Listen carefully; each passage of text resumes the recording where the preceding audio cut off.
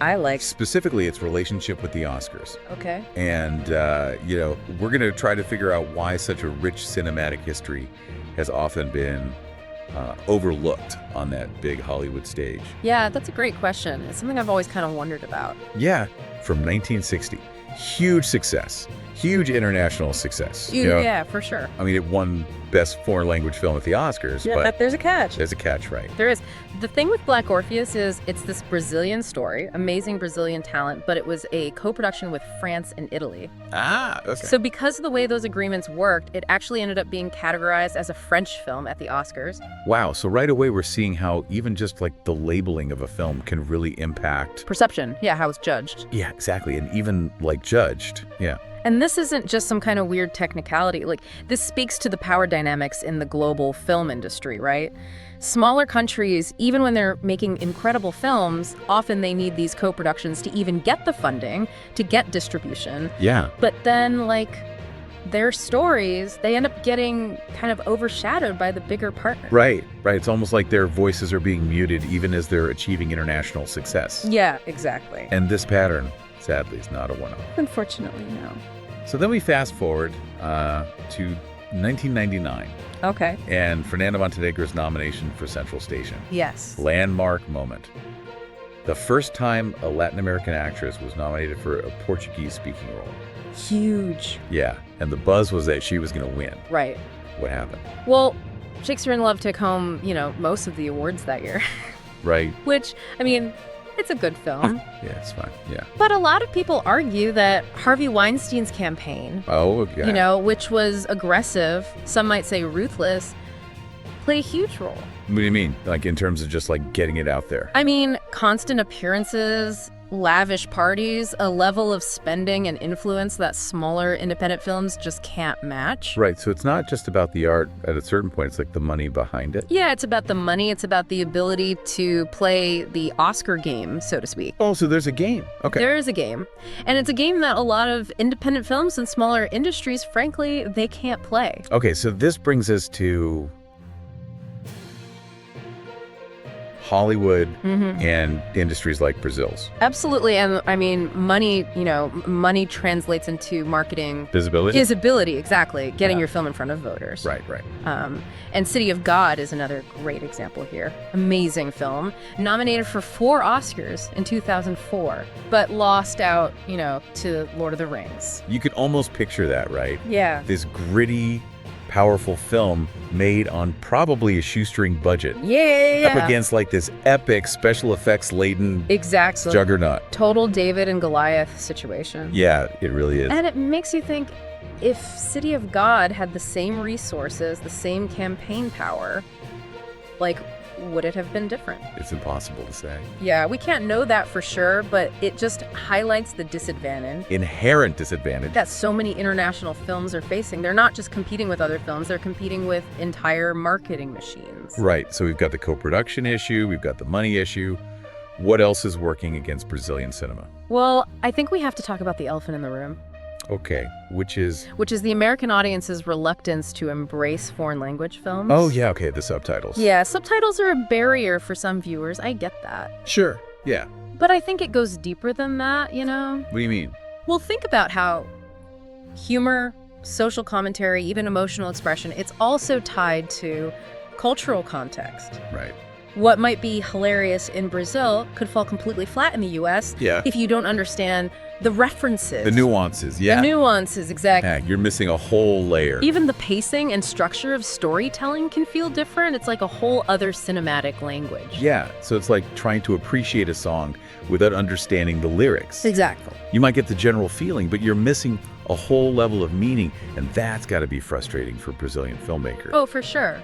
It's like having these incredible stories that aren't fully connecting with a wider audience because of these cultural gaps, because of this lack of understanding. Right, so how do you bridge that gap? I mean, Yeah. Parasite won Best Picture a few years ago.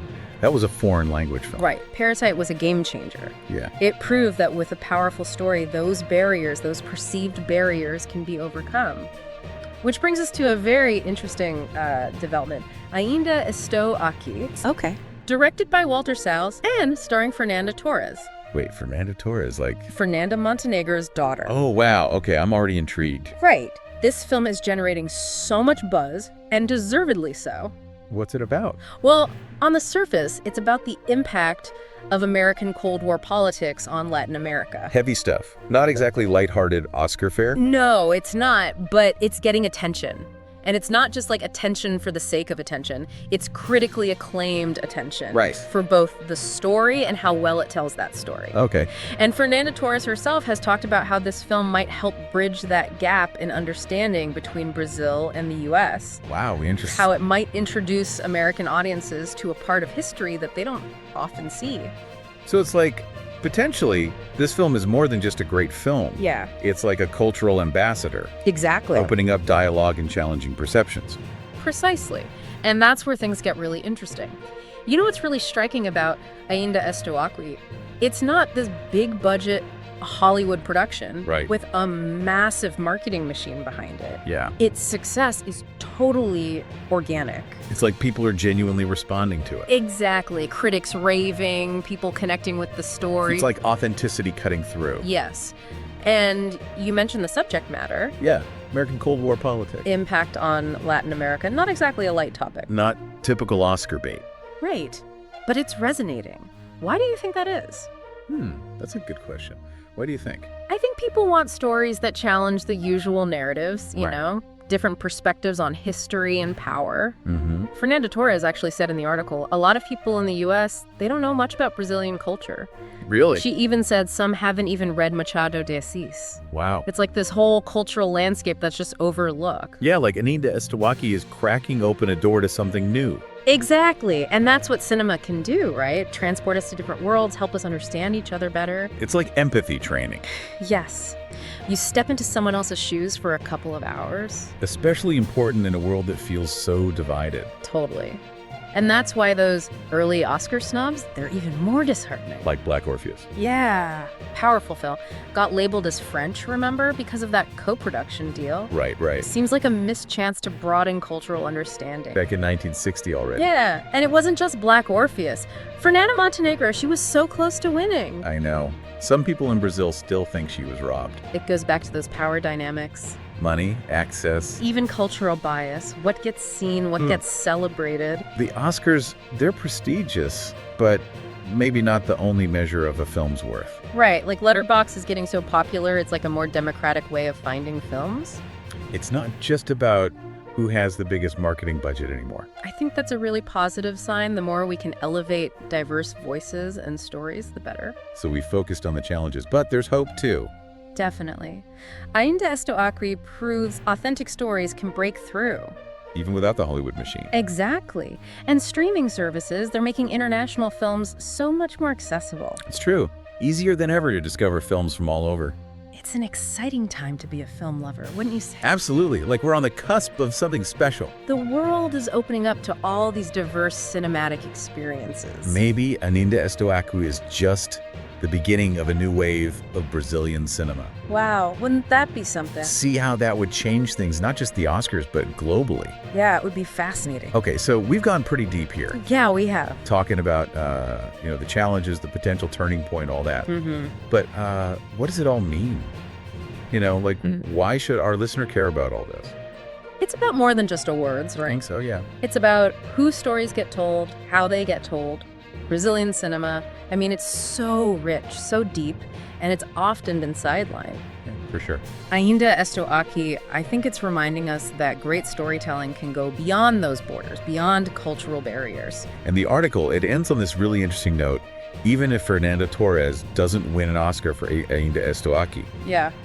the author argues that, in a way, Brazilians and other Latin Americans have already won. I think that's a really interesting point. I mean, the fact that this film is sparking conversations, making waves internationally. Yeah, it's connecting with people. Exactly, and that's a victory in itself. So it's like the impact goes beyond any awards or accolades. It's about Cultural exchange, fostering empathy. Yeah, broadening our understanding of the human experience, really. I like that. So to wrap things up, what's your final takeaway for our listener? What should they walk away with? I would say go explore. Don't limit yourselves to just what's popular or familiar. Yeah, Dive into the world of Brazilian cinema. There's so much out there. Start with some of the films we talked about. Yeah, great place to start. Black Orpheus, Central Station, City of God. And of course, Ayinda Estuaki. Let those films transport you. Yeah, challenge you. Help you see the world a little differently. Beautifully said. It's been a fascinating journey. It has. I hope our listeners feeling inspired to keep exploring. Me too. So, until next time, happy viewing, everyone.